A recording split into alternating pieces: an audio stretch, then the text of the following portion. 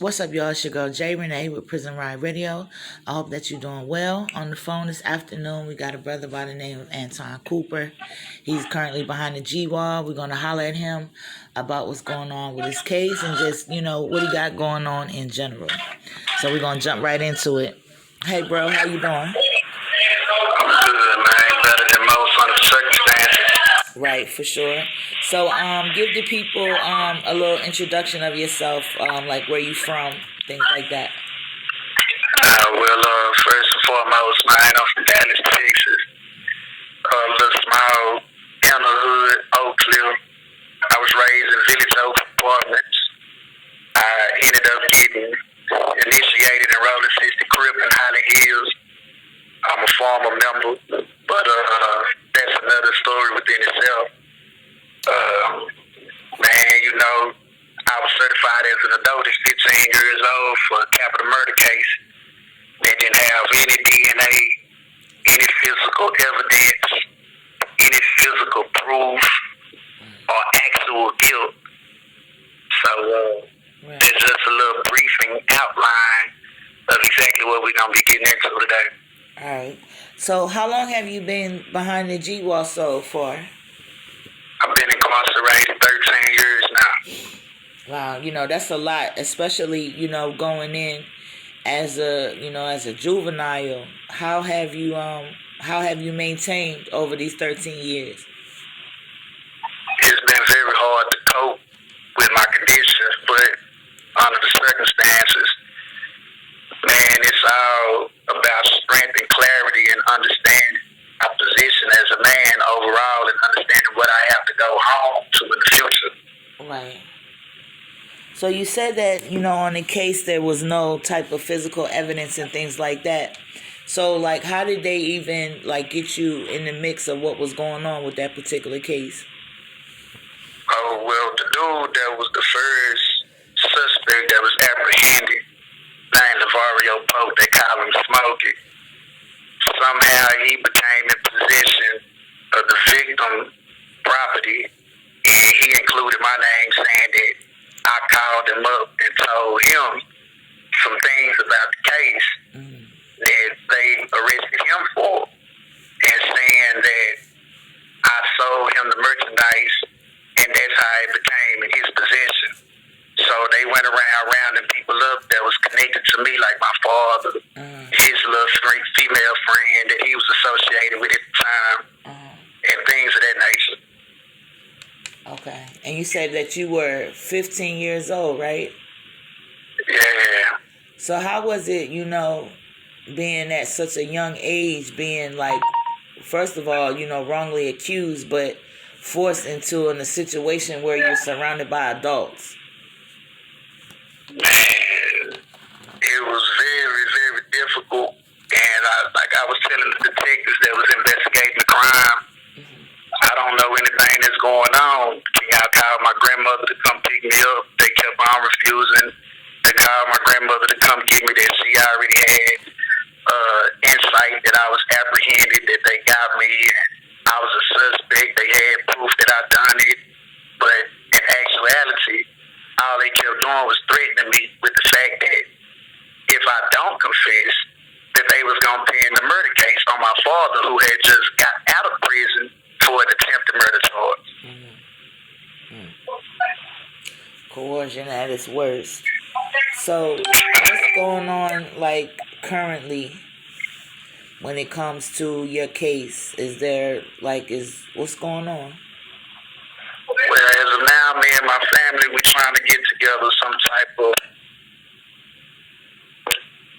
or get information out there to the public about what's going on, because during the prosecution phases, well, not the prosecution phases because it was a plea deal, during the plea deal agreement, the prosecutor stated that they had a feeling that I didn't commit the crime and that I was protecting somebody by admitting that I had done it.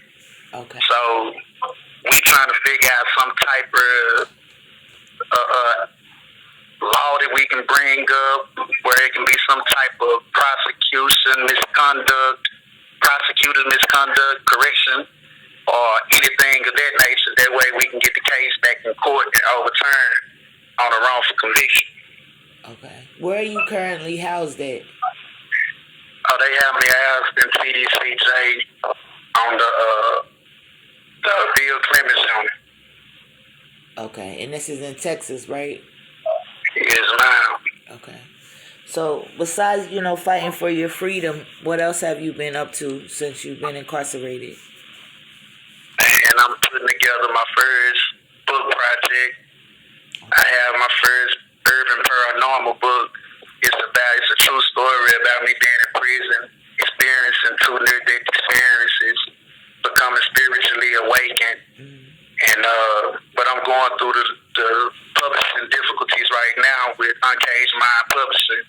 So that's another story also. Also, on the other hand, I've been pursuing my career as a musician and trying to get my name out there and my brand. Okay. What type of music do you create? I do hip-hop and R&B. Of course, I write my own music. And I also write a little country, a little pop, soul, Christian. Okay. I do a little bit of everything. So you dabble a little bit in all the genres. That's really awesome. So what got you interested in music? As a child, me and my aunt, we used to have the little gray tape with the little toilet paper in the bottom of it. We used to put it in the boom box, and I used to scratch and beat on the boom box, and we used to just freestyle out the head, man. It was beautiful. Right. That sound like a blast from my past. I used to freestyle a lot off the beating on stuff, all different types of stuff. So that's really dope. Most certainly. You're gonna kick some of it. Can we get a little snippet of your craft? Anything you want. Okay, yeah, I can give you a little something. Hold on, let me see. Okay.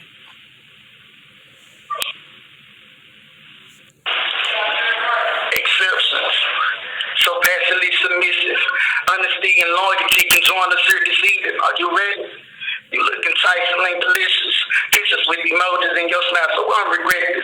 Stitches got too big, I feel so small inside these things. Boy, my heart. These, don't looking back. I love my couch, now the letter that you wrote, no words align the pages.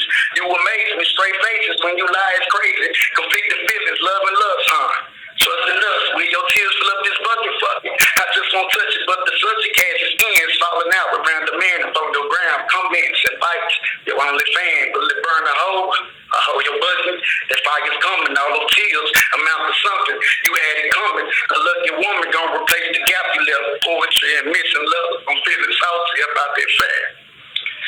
Just a little something, just word playing, man. I appreciate you sharing with us, you know what I mean? The fact that you can keep your voice in that way, despite what's going on with you, says a lot about your character and your strength, Right. So back to your case. So what is it? I know that you want to get, attention to what happened and things like that, but how can we, out here, how can we support you in the fight that you got going? As of right now, my family, they have my Facebook page up right now. Correction, sorry for the stumbling of my words. But they have my Facebook page up right now up on the Lowdown Shame on Facebook. We also working on putting together an Instagram account. We trying to reach out to the public, man, and get an opinion about this and see if they can win. Give us. Yeah, you had broke up. Now, what you said about the Instagram? I was saying we also preparing an Instagram page also. Okay. That way we can reach out to the public and get some type of pointers or views where they can put us in the direction so we can start the process of this little arrangement that we have going on. Okay. And you are definitely proclaiming your innocence, correct? Most certainly. Okay. So I want to ask you, we don't got too much more time. I want to ask you, what words of encouragement or advice do you have to a young man that might be, under the age of 18 that's being thrust into a situation such as a prison situation with adult men and being innocent, or just being put in that situation, guilty or no? don't cloud your mind with the negative input that you are surrounded by daily, because it's a lot of negative energy that's radiant inside this prison system. And a lot of brothers, they don't understand exactly what they are embracing. And the thing that they are embracing, it becomes more of a conscious, like, poison. And it engraves them in the stupidity and acts of nonsense and the insipid behavior that a person can gravitate to. Man, it's just bad vibes, bro. Bad. Bad, man. Please just stay away from it. I think that's solid advice, bro. You got any shout outs or anybody you want to give a holler to?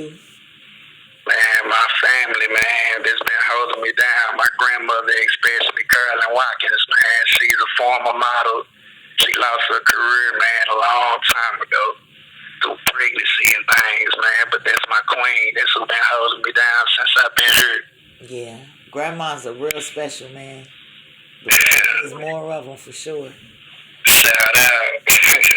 Well, I appreciate you, bro, for, giving us, some time to chat with you and hear what's going on.